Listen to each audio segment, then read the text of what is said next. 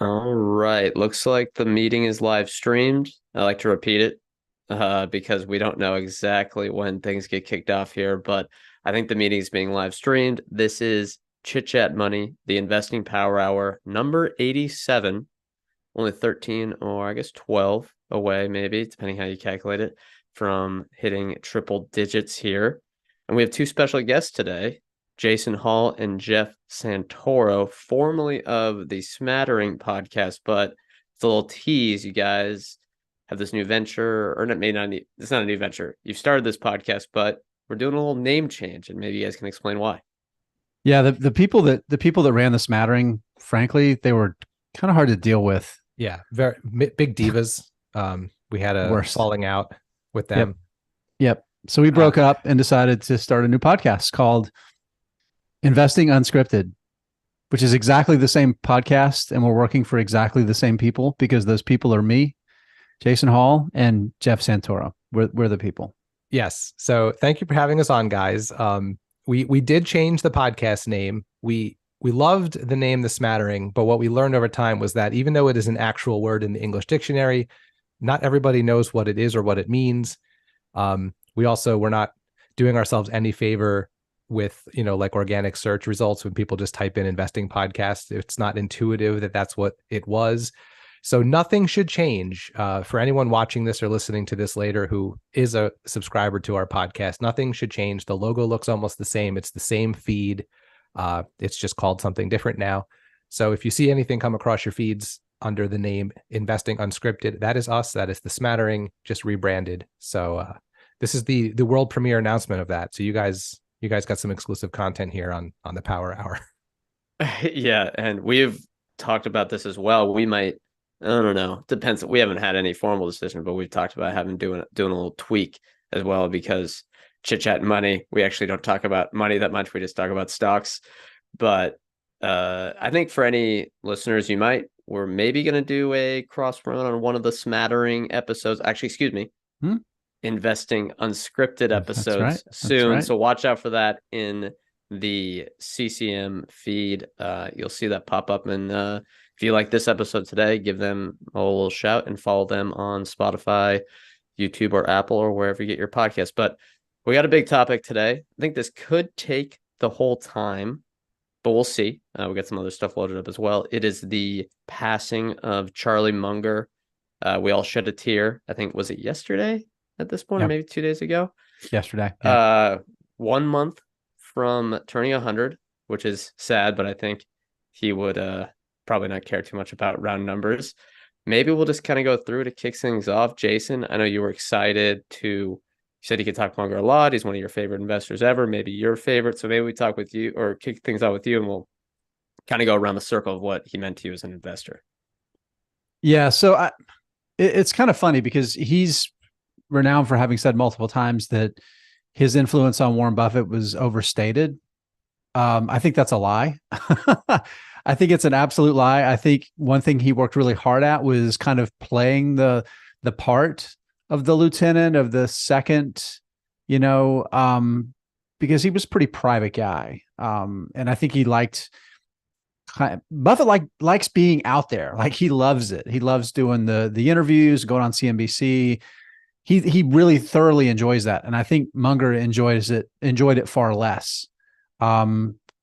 All accounts say that he loved in-person meeting, was very generous with his time one-on-one, which might be surprising to a lot of people because he comes across as kind of gruff and brusque. I think to a certain extent that was a combination of both a little bit of a shtick, because Buffett kind of has that aw shucks thing to him.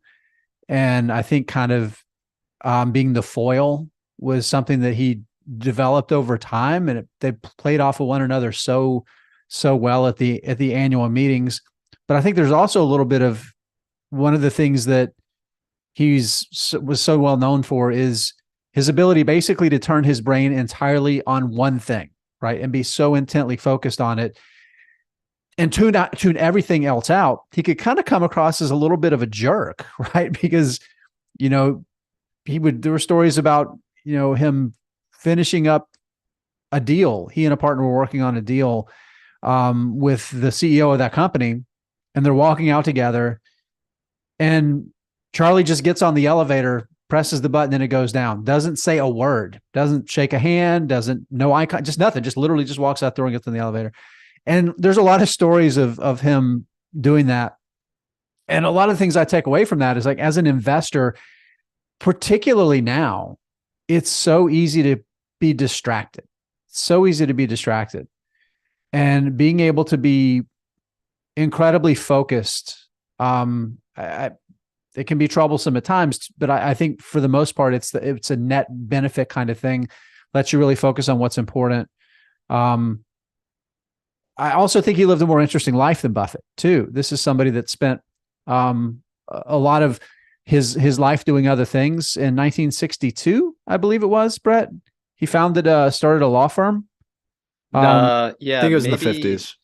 maybe a Munger- little earlier, but it's still Munger around, right? Tolles. It's still one of the most prominent law firms in the U.S. One of his co-founders, by the way, is still on the Berkshire board of directors. So just a little piece of interesting trivia there. Ronald Olson, one of his founders, there's still part of the Berkshire family. So I could talk a lot more, but like it's just really interesting some of the path that he took with his life. Again, that law firm's still around. He was an amateur architect. There's been a little bit of controversy about it, but he designed a number of buildings on school properties that he basically paid for. And there was a dormitory, I believe it's a UC Santa Barbara, that doesn't have any windows in any of the actual housing spaces themselves. And it was very controversial, but apparently like the design's actually really smart in the way that it was done.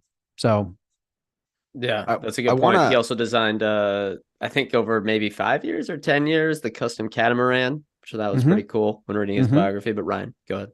Yeah, I just want to go around, and because we're going to talk Munger, I think pretty much all day today, and talk lessons and stuff like that. But when you saw the news, I guess we can maybe, Jason, you kind of already talked about it, but how'd you guys see the news, and what was kind of your initial reaction? Jeff, do you want to go on this one?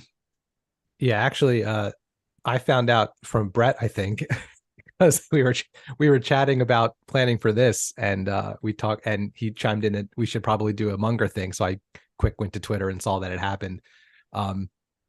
So I was kind of bummed out, but I guess when someone's 99 years old, it's not like it's a complete surprise. And I know this is going to sound morbid, but it's sort of been on my mind for a while now, because I made it out to the Berkshire meeting just this past May, and I missed some kind of big moments with my kids that weekend, but I felt like I just needed to get out there, because when the two people who you go to see are, in their mid to late 90s, you just don't know how many years they're both going to be around. And, we still have Warren, so that's great.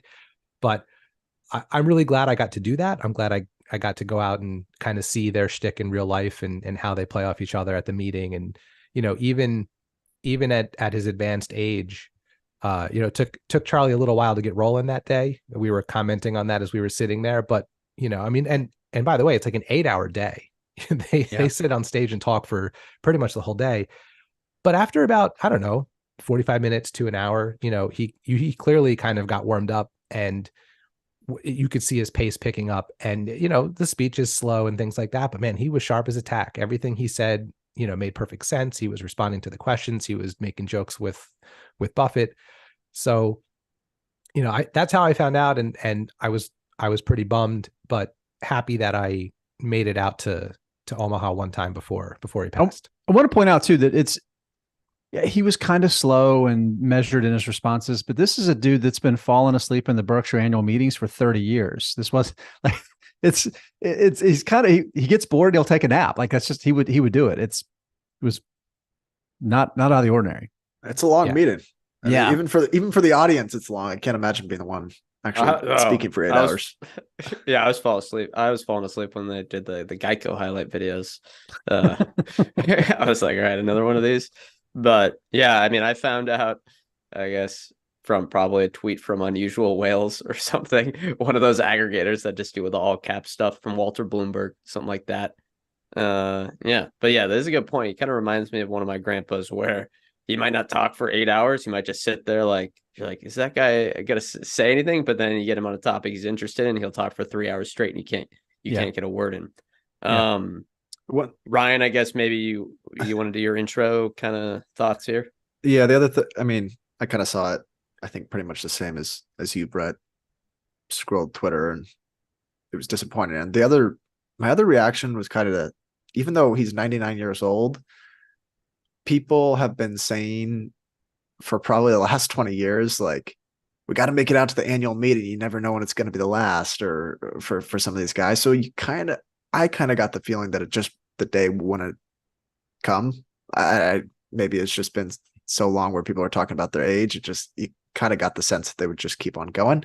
So it was a little bit surprising, disappointing, but I did see this quote that I thought was really good. And we're probably gonna be sharing quotes all day, but the Rational Walk Substack said, because Munger did like 2 podcasts recently, like public speaking.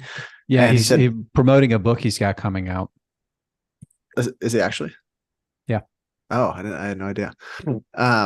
Anyway, so the Rational Walk, he says, based on recent interviews, those of us who have admired Mr. Munger can be grateful for the fact that he clearly remained mentally sharp up to the very end.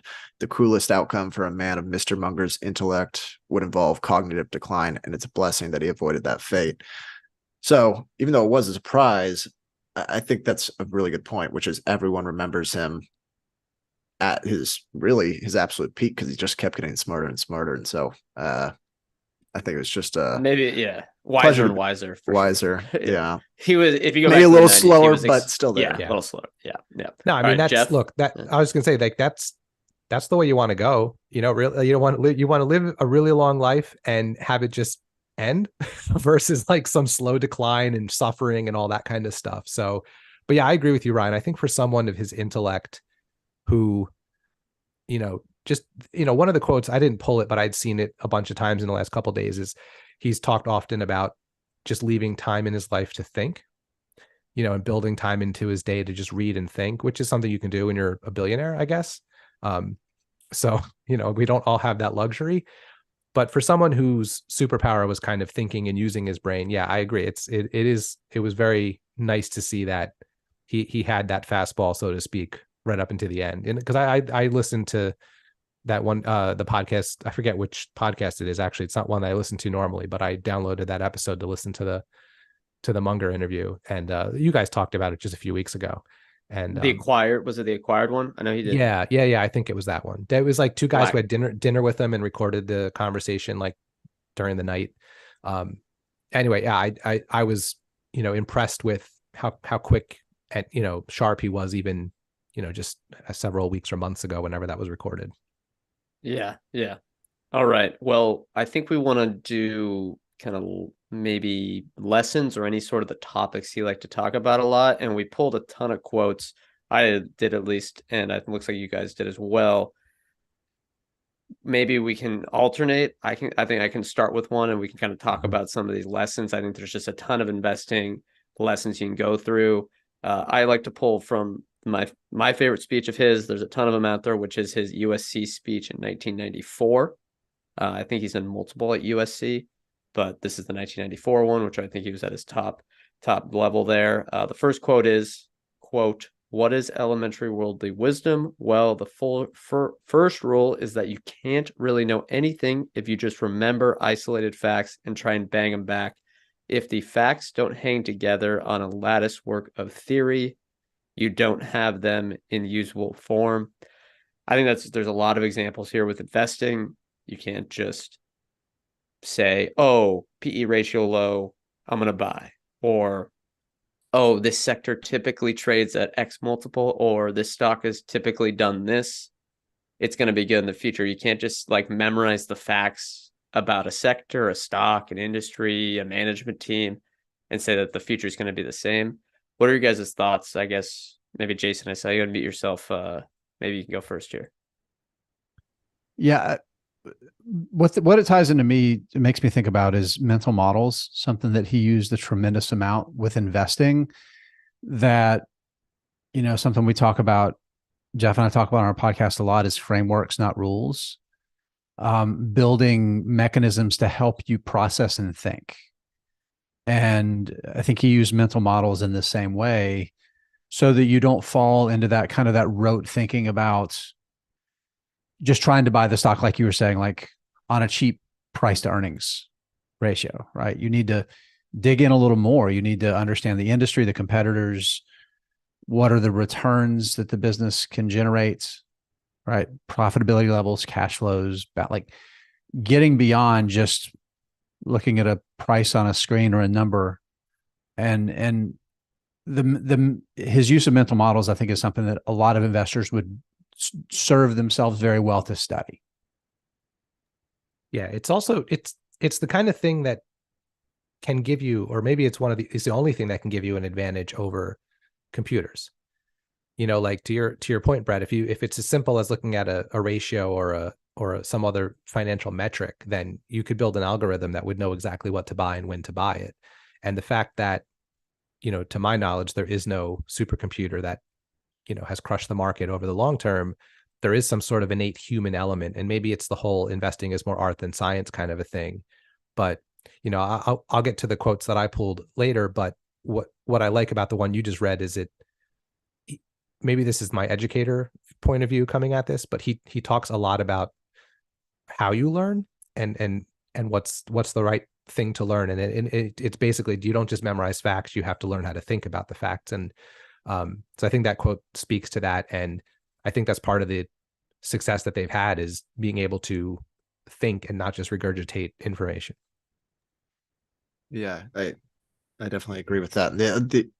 I don't know. I think it goes a lot further than investing, where it's like, if you're just remembering isolated facts, you're probably doing it for like sound bites in a dialogue, or to, use it for winning some argument. Whereas if you're really trying to, what did he call it? The lattice work of, or to justify it to yourself. Yeah. If you're really trying to internalize whatever it is you're learning, like you have to go beyond remembering just a couple of facts, and you really want to get a sense of like the real roots and of whatever the concept is you're learning. And so I don't know. It's just, I think it speaks to him, and the fact that he was never smart just to please people, or smart just to impress people. He was smart because he was like truly passionate about learning and wanting to kind of better himself. So I don't know, it goes beyond investing, but yeah, that was kind of my takeaway. In general, when we looked back at a lot of these quotes, and everyone's posting tons of quotes from Munger, following his passing, he was a very, like, didn't really remember him as this, but he was a very motivational guy. Like, he really inspired a lot of like habits around learning beyond just actually being like a great investor and a really smart person himself. I thought he was really quite inspiring. Yeah, and that does remind me, Ryan, of what he liked to talk about again. And I won't do the quote on this, but it was from that. He did mention it multiple times, but he did mention it in this 1994 USC speech, is that to be a good investor, you have to know at least the basics, or this is his belief. I know some people may debate this, of a lot of different things, or you might not need to know, but it can be extremely helpful to know the basics of physics, statistics, psychology. The list goes on and on and on. History, a lot of, stuff like that. And I think another example of, like, as you mentioned, the internalizing stuff versus memorizing facts can be so helpful. I mean, the best professor I had in college was in this thermodynamics class, and he basically told us we're not going to learn memorize any of these equations. I'm going to tell you how thermodynamics works, which is just energy in equals energy out plus energy stored. And that can do every single thermodynamics problem you can ever do.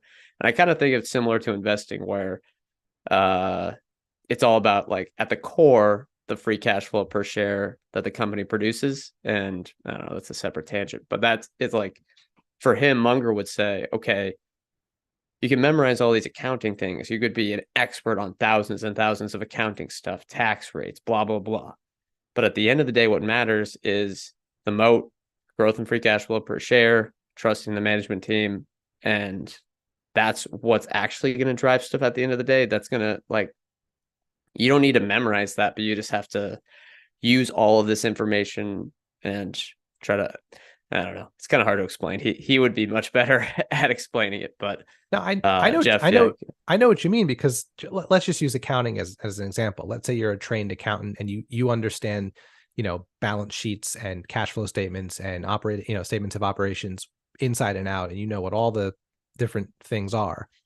By the time that information's public, everyone has it.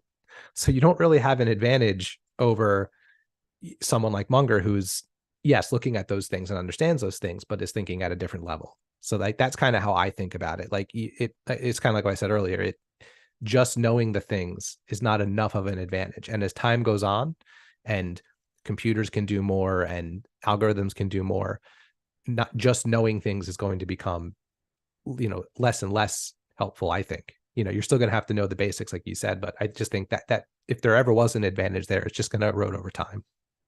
Yeah, it's a good point. One thing he taught, I can't remember the exact numbers, so I'm going to paraphrase a little bit, but he also, I think he advocated for simplicity too, right? Which I think is really important.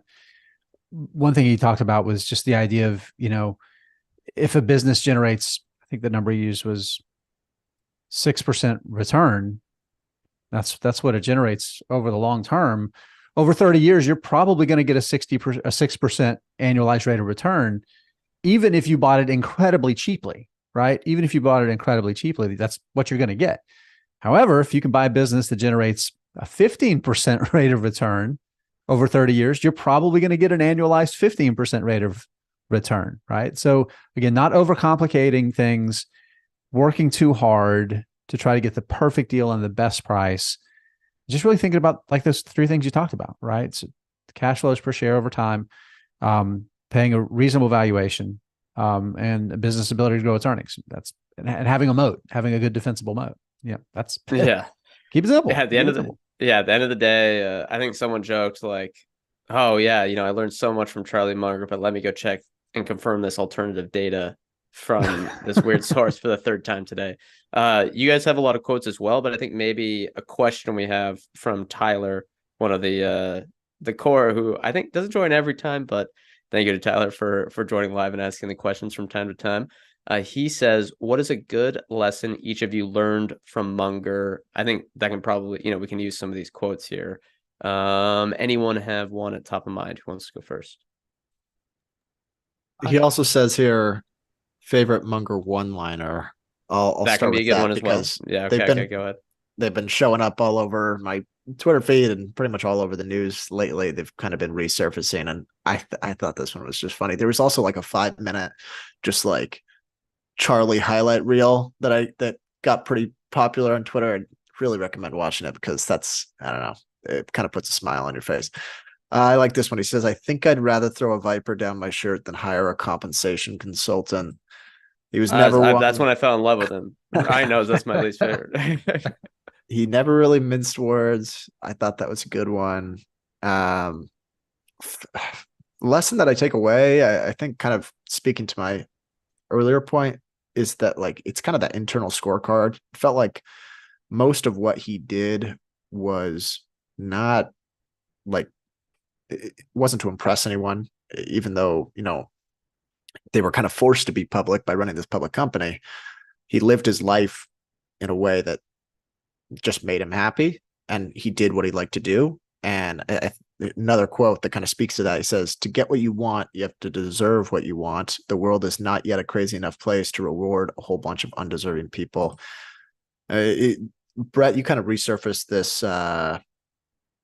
this snippet from early in Charlie's life, but he had a pretty difficult life early on. I think in his like late 20s, a lot of stuff was impacting him personally, and he kind of just worked through it. And I think a lot of people maybe wouldn't have gotten past that, but to his point, like, he got a great life because he totally deserved one. And so, being the best person possible, being a perpetual learner, constantly reading, it's not only stuff he said, but he, kind of lived it. So I think just sitting down and doing the work and creating a life that you think you deserve, or building a life that's great through you deserving it, is kind of the takeaways I got from him overall. I'll jump in here because I have a good one-liner, I think. And I also, the two quotes I pulled sort of line up exactly with what you were just talking about, Ryan, and also what we talked about earlier. The quote that I love that it came across like my social media feed, just like we've all seen all these over the last couple of days. One of the meetings, he said, if people weren't so often wrong, we wouldn't be so rich, which is just a funny line, but I think it encapsulates, again, sort of that whole idea that, it's a market, like you're not buying something unless someone's selling it and vice versa. So disagreement and seeing things differently is what makes this whole thing work. And in a world where there's so many hot takes, especially on social media, you could post your thoughts on whatever, this company or that company, positive or negative. And if you have enough people who follow you, you'll get everyone yelling at you from both perspectives. And, the reality is some of those people are going to be wrong and some of those people are going to be right. And, so I just like that one liner of like, basically we're rich because people were wrong. But the two quotes I pulled were both about learning, right? So I think a life properly lived is just learn all the time. That's one of them. And then the other one, something that's more important than what they teach you in college, learn the method of learning, which we already sort of spoke about earlier. And, I think these two jump out to me. Again, I have a background in education, but also as someone who didn't buy an individual stock for the first time until I was 40, and sort of learned, well, as much as I could have in the last almost 4 years, learned as much as I could in the last 4 years about something that I literally knew nothing about prior to that. I'm sort of hypersensitive right now at this point in my life to the fact that you not only can keep learning in whatever field you've always been working in, like I keep learning in my day job of education, but you can learn a whole new thing. If you want to, and you want to put your mind to it and spend the time on it. And, he's lived twice as long. He lived more than twice as long as I've lived. So it's sort of to Jason's point about him, or to Ryan's point about him being sort of motivational too. I think we can all kind of think about like, wow, what might we know that we don't know now in 5 or 10 or 15 or 20 or 40 years from now? So all these learning quotes I think are really interesting because I don't think we talk as much about Munger from that lens as we do about, picking the right stocks and becoming wealthy and all that kind of stuff. So. All right, I have nothing to add. Yeah, someone was going to say it. Someone was going to say it. I had to sneak it in first. No, there's and this is a number of years ago he said that, but he said this, but he was asked in an interview what person was most responsible for his happiness in life, and he said, my wife's first husband. He'd been able to have this wonderful life partner for 50 years, I believe, 60 years.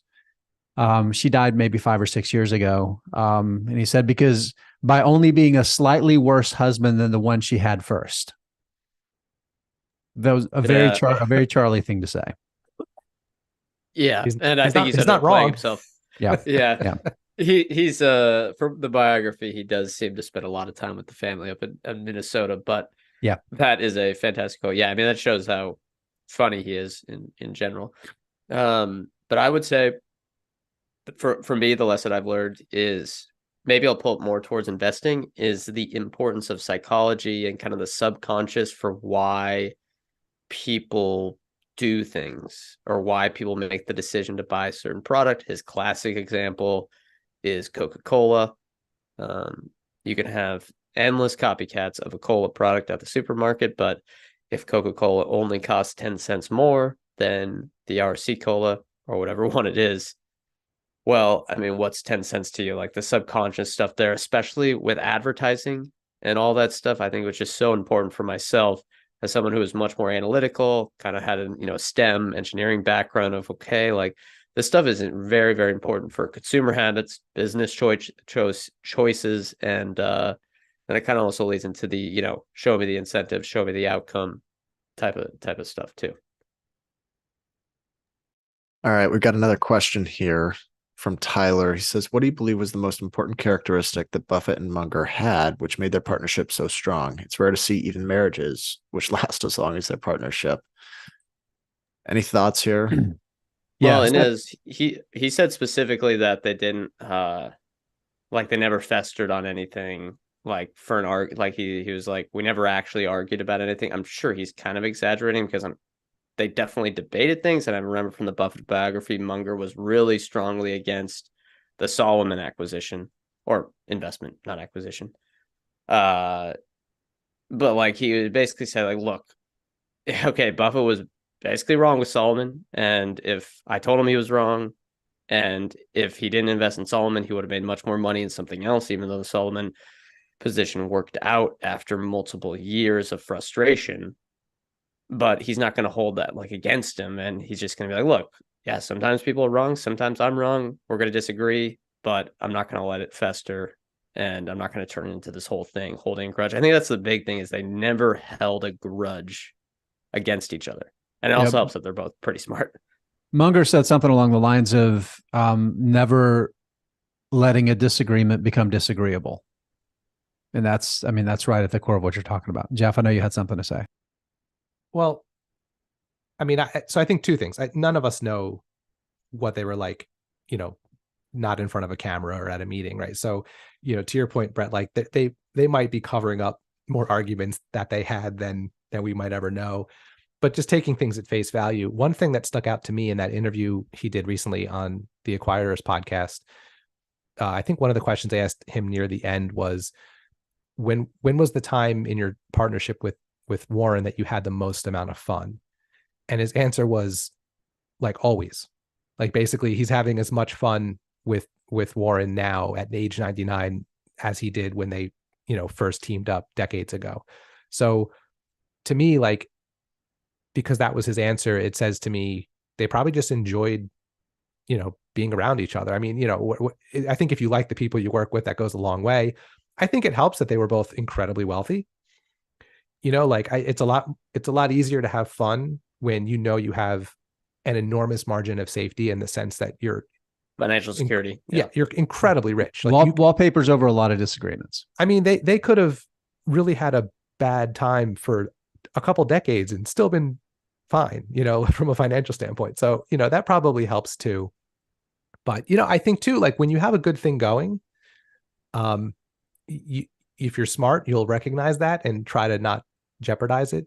And then the last thing I think, and this goes to what you were saying earlier, Jason, I do think they both found their end of their shtick when they were in public, when they were at the meetings. And I think they both have a good, like, on stage presence to sort of stay in their roles. And Charlie does the one-liners and Warren's a little bit more all shucks, like you said, Jason. I think they're both a little more showman than maybe both of them want to admit. And I think that added to the fun, and I think that helped the partnership. One thing I want to add to this, I think maybe critical, especially for younger generations to really be mindful of. Warren Buffett is a lifelong Democrat. Charlie Munger was a lifelong Republican. They had very, very different political views, yet they've had inarguably the most successful investing partnership in the history of the world, right? These two men, there's no doubt about that. And I think a lot of people in this current moment can learn a lot about not letting someone's political persuasion get in the way, cause you to have any sort of bias against whether or not they could be a valuable person to have in your life. I just think it's toxic. It's like putting a viper down your shirt, frankly. And it's a powerful reminder what people can do when we work together and look for reasons.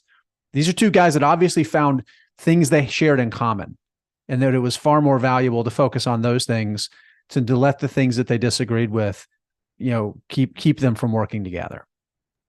Yeah, and I think, even though they did, it sounds like based on what they've said, vote differently on a couple of occasions, they probably saw certain issues differently, but I think they judged people in a very similar way. Like the politicians themselves, I bet they agreed on like judging their like characteristics and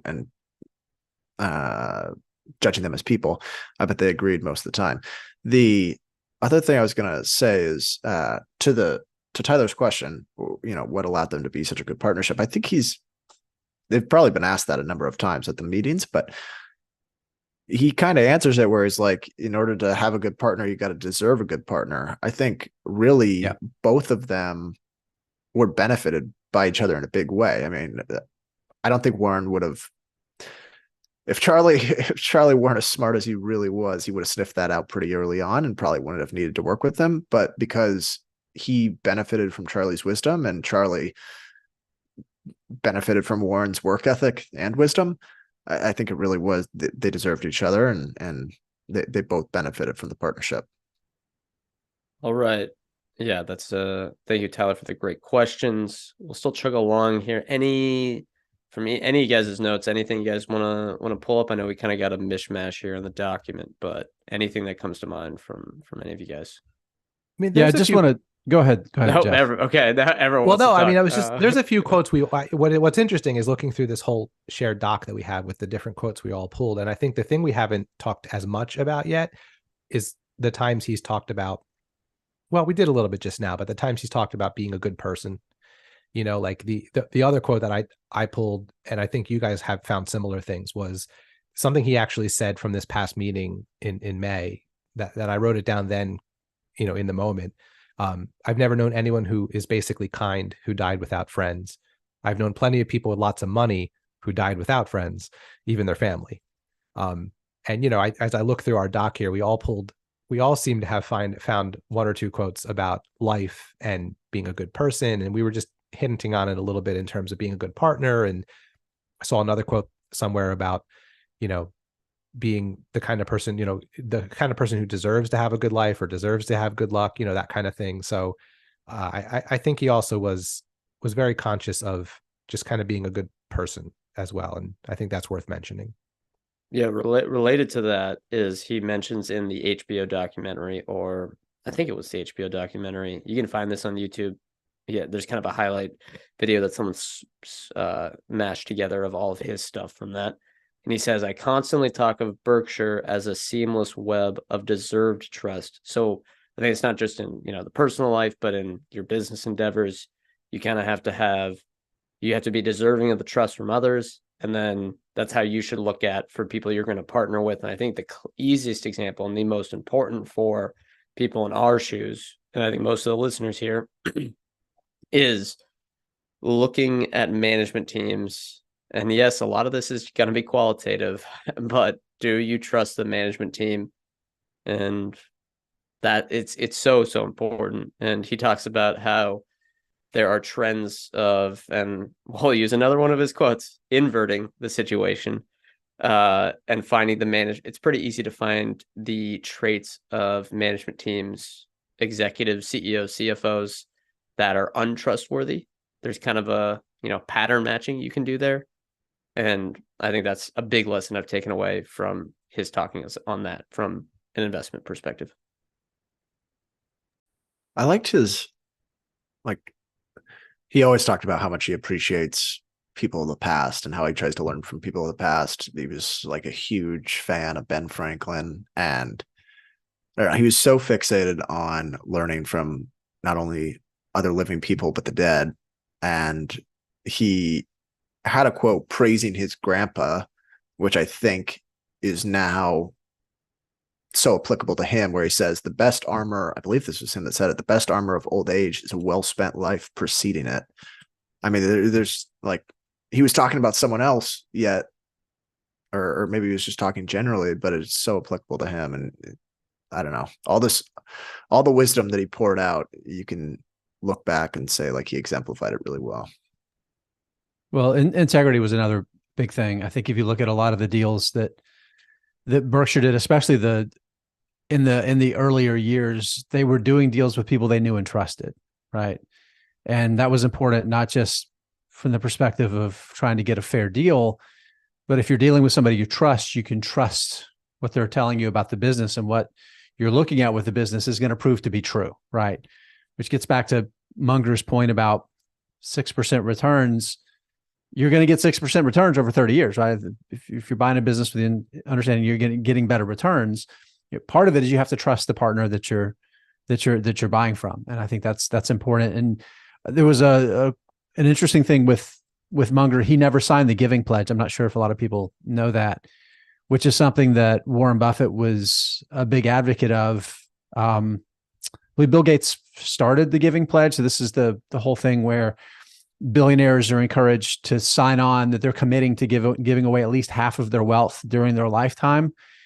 Munger didn't sign it. And he said he didn't sign it because he had already given away more than half of his wealth to his kids. So signing it would be disingenuous. I think he said it would be like trying to come back from the dead. You can't do it. So I think integrity was something that was really, really important to Munger. There was another quote I want to share too that talks about, I think it's about a little bit of that integrity, but also kind of humility and temperament. And it's, if you think your IQ is 160, but it's 150, you're a disaster. It's much better to have 130 IQ and think it's 120. Right. So I thought that was just kind of really insightful too. No, yeah, it's like, it's insane looking back at all the quotes, how he's able to just pour out such wisdom and been doing it for so long. And if you read that whole script of the speech at USC in '94, I remember just being blown away by his ability to think rationally and convert it into such fluid, like easy to digest language. So yeah, early 90s he was probably at, like, maybe not as wisest because he wasn't getting, he still learned more, but he was definitely at maybe the best combination of wisdom plus ability to think at an extremely quick pace. Yep. All right. Do we want to do quotes all day? What do we want to do with the rest of the show here? I mean, is there anything else you guys have listed here? I would add he's Warren Buffett is the second best capital allocator. I think I heard someone else describe it this way. I think Warren Buffett is the second best capital allocator of all time. Charlie's number one because he gave all his money to Warren and let him do the work. And yeah, I think that was ultimately the best investment. That's good pretty, line. That's pretty good. Maybe do we want to try to focus on, we talked a little bit about it, but maybe more specific investing kind of lessons, because everyone knows the classic going from deep value to quality. I don't think we need to hop on that a ton, but I think for me, the inverting quote, which is, I think, essentially just, and maybe it even wasn't his, but it's one he talked about a lot. I don't know. Inversion principle. Yeah. Yep. It's invert, always invert. That's how you'll find it. And I think that's been super helpful for me Same. and Ryan. You kind of look at a stock, you look at an industry, and you say, okay, well, what would cause the opposite of what I think is going to happen, stuff like that. But I'm curious if you guys have used that inverting quote and how it's helped you. Yeah, it was when I first started thinking through that concept, it was definitely a fundamental moment in my investing career, because I think the reason that's the case is that it is the ultimate antidote to confirmation bias, because we're humans. We're wired to look for things that confirm what we think to be true. And throughout our history as a species, it's proven to be a good adaptation, right? It's one of the reasons that humans have thrived. But it doesn't always work out really well in the modern world. You can have a great investment idea and you can come up with 99 perfect reasons why you're right. All it takes is one reason you're wrong, right? And following the inversion principle to pursue reasons you're wrong is incredibly powerful, because it forces you to do the most important thing as an investor, and that's to get it right, right? I mean, that's the bottom line. If you go into it assuming you're right, and instead of assuming maybe you're wrong, and looking for reasons why you're wrong, you're going to lose more money than you would otherwise. So, which is of course inverting. You're going to make more money, right? That's the inversion of that. So, one other, well, there's so many investing lessons to take away. One that I think about is, and it comes from his investment in BYD, where just the ability to like not corner yourself as an investor and be able to like be agile. Because I remember, like, I think it was during the Acquired interview where they asked, like, did you think BYD was a good business? And he's like, no, absolutely not. I mean, it's incredibly complicated. It's very difficult. And the fact that they made it is like a miracle. He's like, but the CEO or the founder was the smartest man I've ever met. Like, that was my investment thesis, basically. And That was his investment thesis of Buffett too, I should say. it's Same like thing. just he could have done all the work around a business. He could have said that smart guy, but the business isn't going to work out. And he's just, I don't know, he was so flexible, constantly changed. I think the See's candy that's kind of the example most people think of, but he was never like, he holds Costco at 40 times earnings or whatever. Like most investors don't do that. And, he also will buy stuff. He also bought cigar butts when he was younger. It's not, he was always pretty flexible and willing to find a good investment wherever he saw it. He didn't really put parameters around what qualified.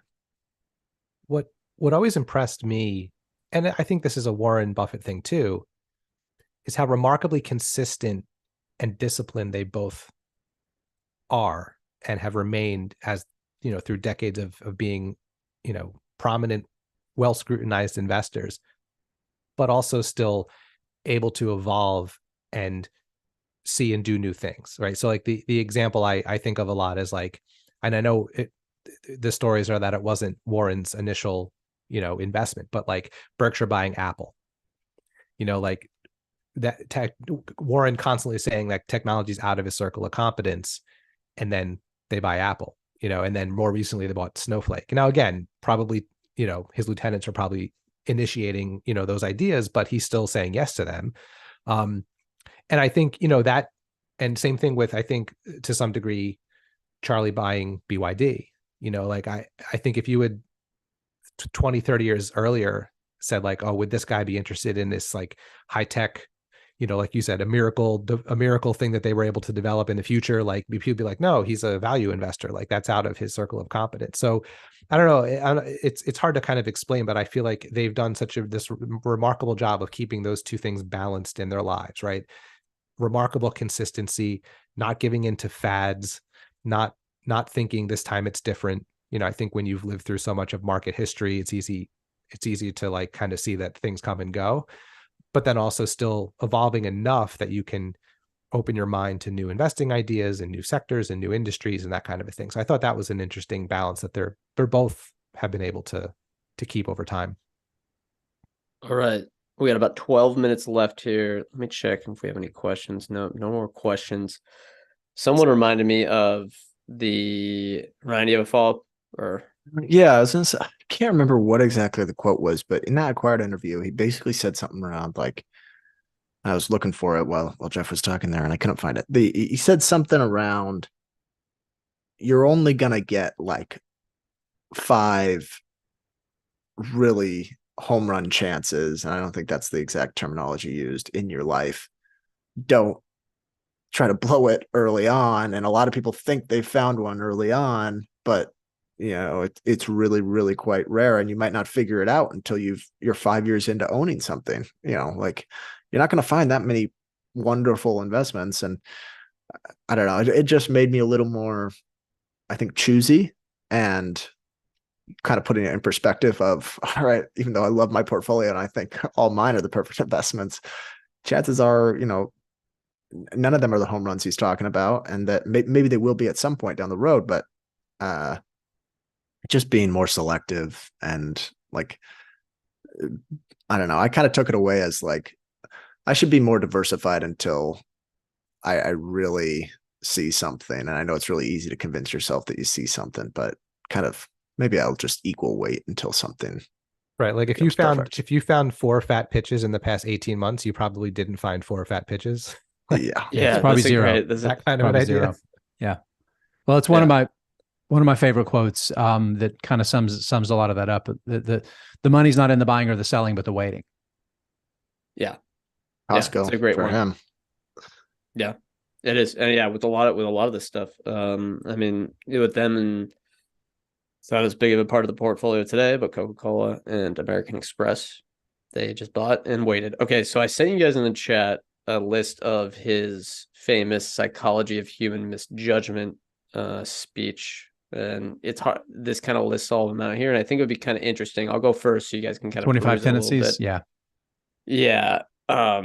We can kind of maybe choose one because I think there's so many in lessons here. And again, he talks about really the importance of psychology. And yeah, he talks about kind of the worldly wisdom stuff of kind of knowing a little bit of everything. But psychology was probably one of his main focuses. He just loved talking about that, learning about that. And that's why this speech is so informative, because he's just well known about it.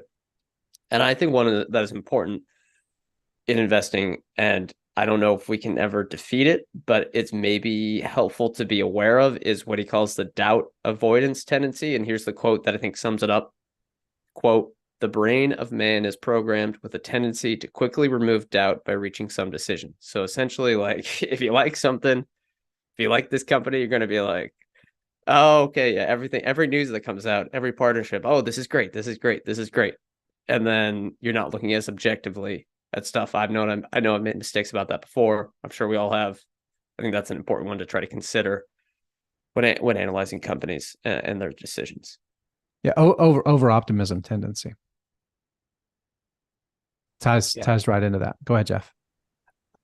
That one jumped out to me also, Brett, partially because I think if you're someone who's trying to buy stocks regularly, because it's coming out of your paycheck twice a month, or, you're just making contributions to a retirement account, like we're all doing as we try to, get through our working lives and get to retirement, you're sometimes driven to a decision. This is one of the reasons I've recently changed how I like my sort of framework for investing, away from buying something every week to now buying something way less frequently than that. And it's partially related to this. I found myself rushing to make decisions because in my mind, I was the guy who bought something every week, little bits of something. I'm not like, it's just taking the money I have to invest and dividing it by the 4 weeks of the month and spreading it out that way.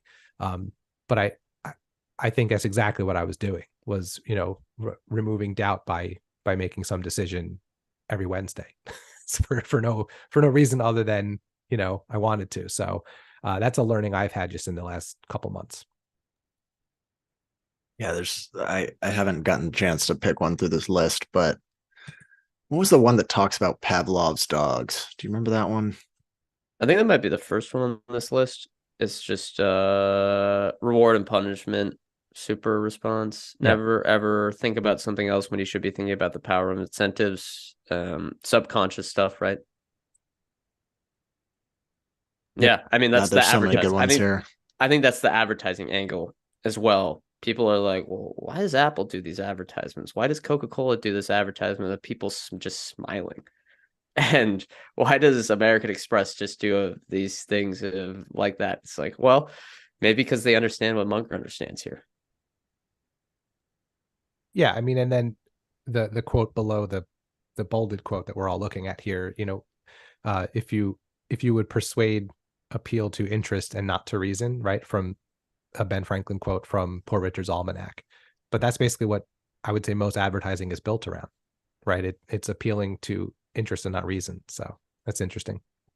Yeah, and then even broader than advertising, these lessons, they probably formulated with Buffett and Munger, maybe more specifically with Munger, probably later in their life, like 80s, 90s is kind of when they really got into this type of stuff, especially when it relates to quality businesses. But they made the most money in Apple 30 years after. So it kind of is an example of, what he didn't say this, but the ABC, always be compounding. That's kind of something that he, keeps trying to learn, keeps trying to get better, keeps trying to compounding everything in his life. I want to hit on the two. I want to hit on the two. Well, we've still got a few minutes here, so make sure we'll have a few more minutes after I mention it. But the two Charlie Munger books that I think are absolute must reads. The first one, it's been around for a while. It's called Damn Right. Who wrote that? I got to look it up real quick here. Janet Lowe. This book's been around for a while, but it's a wonderful, wonderful book. I'm a huge fan of it. I encourage people to check it out. There's a million books about Warren, right? What was it? Damn Right. Damn Right. Yeah, it's a little unknown. Yeah, I think I've read it. Yep. Damn Right. Behind the scenes with Berkshire Hathaway billionaire Charlie Munger. It's on my Kindle. I don't know if you can really see that very well. It's a great book. And of course, Poor Charlie's Almanac. So the December 5th, there's a new edition of Poor Charlie's Almanac that's coming out. So that's why Is that what he was? Yeah. Is that what he was referring to? That's why he was out kind of a little more public than he usually is. So that's coming out on December 5th. I'm going to be buying the print version of that one. If I can get it. So that's, yeah. Doesn't that book, the Damn Right book, it really makes you want to go fishing up on that island in northern Minnesota, right? Yep. Yep. Yeah. I think he still went this past year. Really? Yeah, I think they he have did the whole family compound here that Mhm. he made, right? Yeah, seems Yep. pretty cool. Kind of their own private island, not in Hawaii or the Caribbean, but nope, in northern Minnesota, Right. with all the Yep. mosquitoes. Seems very Munger-esque. Peak of all mosquito right. season too. Yeah. I know. That's what I was thinking the whole time. Looks like we may have got some other questions here, but we got a couple of minutes left. So any last thoughts on the top of your mind from any of you guys, and then we can maybe talk about I gotta get the name right. Unscripted investing. Little tease too at the end. I guess something I've been thinking about a little bit is what does the annual meeting look like this year? I kind of would like to go. It's a bummer we weren't able to go last year, but I don't know. Do you think it changes the meeting in a big way? Do you think people will still continue to, even maybe when, hopefully it's not for a long time, but when both of them are gone, do you think this is something where people will continuously choose to come out to Omaha every year? Yeah, probably when they both are gone, probably not, but probably smaller. It seems like the guy that's going to take over is pretty rational, but doesn't old. And they obviously chose him for a reason. He's very but corporate he's not speak. he's corporate speak. Yeah, he's not a Greg? big. Greg Yeah, Abel? he doesn't. It Yeah. doesn't seem like this is his sort of thing, and neither does the other guy who's also a little bit older, the insurance guy. Ajit Jain. Yeah. Let Todd and Ted talk. That'd be fun. Maybe That'd be fun. yeah. I kind of wonder. They're both private too, though. Todd's done kind some of podcasts lately. I kind of wonder if maybe we don't see more people try to go this May. Yeah. Because of the whole, what we were talking about before, of 20, 25 years of people saying how much longer. And it sounds like, yeah, if you want to see Warren, 2024 maybe is your year. I got one of these, the annual meeting. Hey now. I forgot to get Supporting the mine. Berkshire shareholders. Yeah. Yeah. Oh boy. Nice. I've thought a Nice. lot about that too, Ryan, like what it'll look like, post one or both of them. And if they're smart, they'll continue to do it, but differently. I think the biggest mistake they could make is to try to put, someone up there with Warren or two new people, and then try to replicate exactly what they've done in the past with, audience questions and Becky Quick and, like all that stuff. Like that's not fair. You could. Is it going to be like a Tupac Shakur concert where it's going to be hologram? This is what OpenAI needs to be focused on, is replicating Entirely. Buffett. I think people will still go. in the I just cloud. think it needs to be something different. They're smart. I think you're right, Jeff. Yeah. Yeah, we don't need the CNBC Yahoo Finance spectacle, which is great now, but it just wouldn't be the same. All right, we're running up on time, so let's talk about unscripted investing a little bit more. Invert. We got Brett, always invert. Always invert the title, Brett. It's investing. unscripted. Okay. All right. I should say to the listeners, I just learned about this name change right before we click record. So It's fine. We're gonna say it backwards at some point as well. So don't sweat it. Yeah. So we do. Yeah, we do. Our podcasts work together. We're doing a little cross promotion, stuff like that. So you might see some of these episodes on our feed. I will say again, check them out, give them a try, and start listening there. But yeah, what do you guys talk about on that show?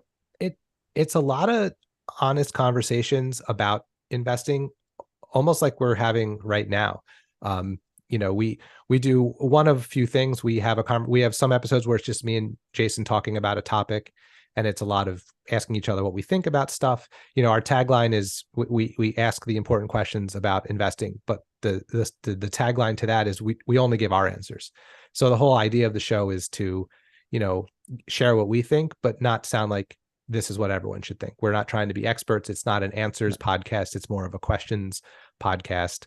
We also do interviews. We've had a bunch of interviews over the past, year plus. You guys have been on, and then we'll do whenever. So those drop every Saturday. We'll do occasional shorter podcasts that we call rough cuts that have a ridiculously silly opening music. We'll record them and just drop them whenever we have something extra to say. So yeah, that's the podcast. It has been called The Smattering up until about 3 hours ago, and now it is called Investing Unscripted. So anyone who has been subscribed to it on their podcast feeds, it will remain there. You probably won't even notice the difference. The logo is very similar. It's just going to have a different title. So yeah, if anyone's there's listening, one more check it thing. out. There's one more thing, Jeff. You're forgetting. Right. This is the most important thing for people to listen. We make fun of each other a lot. Constantly. That makes That's true. Sign up for that. Yeah, it's worth it So- just for that. So investing for middle-aged dads didn't make the cut, I take it. Top 3. Top Top three, three. We right? kicked around a lot of ideas. I know that was your favorite, Ryan. Yeah. I like that one. Yeah. Yeah. I will say as a little tease for the 2024 ending, or no, not ending, prediction show. Yeah, We might reckless have, predictions. I'm excited about that. We're going to have both of you guys on. You're going to be on with That's us. We're right. going to have some other guests who are going to be joining us too. We're pretty excited about it. Yeah, our last It's 2 gonna be episodes of the year will be fun. We're going to do a reckless prediction show that'll go out the second to last Saturday of the year, and on the very last Saturday of the year, we did a fun portfolio contest this year. We're going to do a new one next year, just a 1-year stock picking contest with a bunch of guest. I'm kicking the portfolios. crap out of Jeff, by the way. All right, well, slow down. But anyway, so that'll be fun to listen to as well, and I think you guys are going to play along this year. We'll have some other people too, but that'll be a fun thing to kind of track over the course of 2024. Yep, I sent in my picks for that, so that will be exciting. All right, that's going to do it, everyone. Thank you to Jason and Jeff. Let me hit the disclosure. We are not financial advisors. Anything we say on the show is not formal advice or recommendation. Ryan, Jason, Jeff, and any guests on the show may own securities discussed in this podcast. Thank you, everyone, again for tuning in, and we'll see you next week.